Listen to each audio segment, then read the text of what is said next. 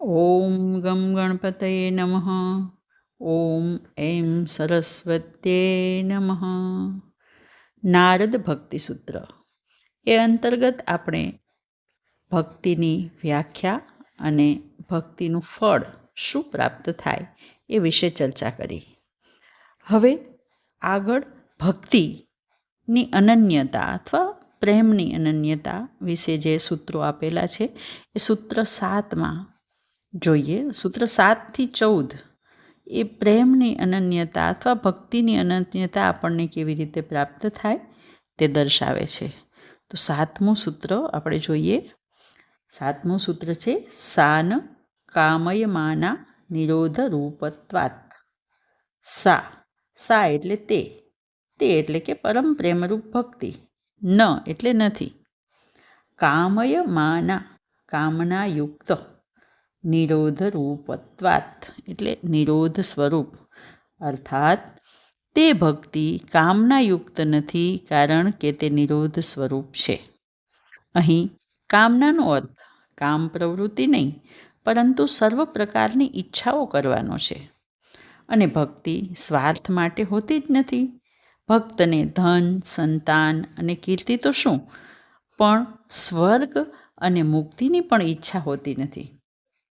કામના ભક્તિના વિકાસમાં અવરોધ કરે છે. જેમ જેમ દુન્યવી ઈચ્છાઓ ખતમ થતી જાય છે, તેમ તેમ ભક્તિની તીવ્રતા વધે છે.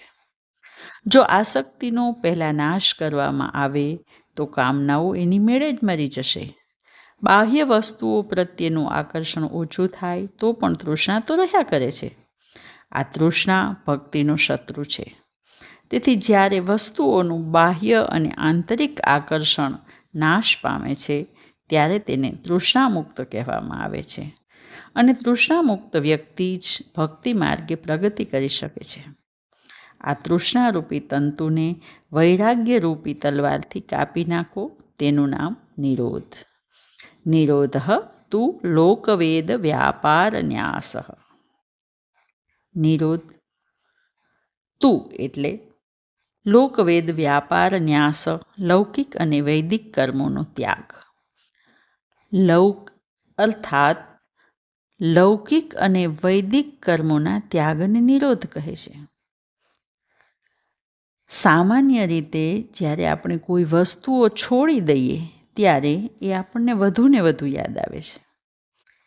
તેથી આપણે આપણી કામનાઓનો ત્યાગ કરીશું એટલે કામનાઓ સાથે વિગ્રહ થશે, અને જેમ વિરોધ વધારે પ્રબળ થશે તેમ કામનાઓની તીવ્રતા વધતી જશે. તેથી કામનાઓનો ત્યાગ એટલે પ્રેમનો વિકાસ, અનાસક્તિનો વિકાસ.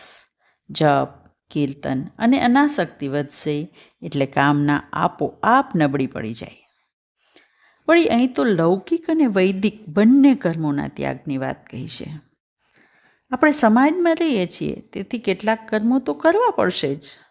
તેથી અહીં લૌકિક અને વૈદિક કર્મોનો ત્યાગ એટલે પ્રવૃત્તિનો ત્યાગ નથી, પરંતુ આ પ્રવૃત્તિઓમાં રહેલી આપણી આસક્તિનો ત્યાગ કરવાનો છે. કર્મના ફળમાંથી ઉત્પન્ન થતા અહંકારનો ત્યાગ કરવાનો છે, સ્વાર્થનો ત્યાગ કરવાનો છે. સાચા ભક્તને માટે દરેક કાર્ય પવિત્ર જ હોય છે.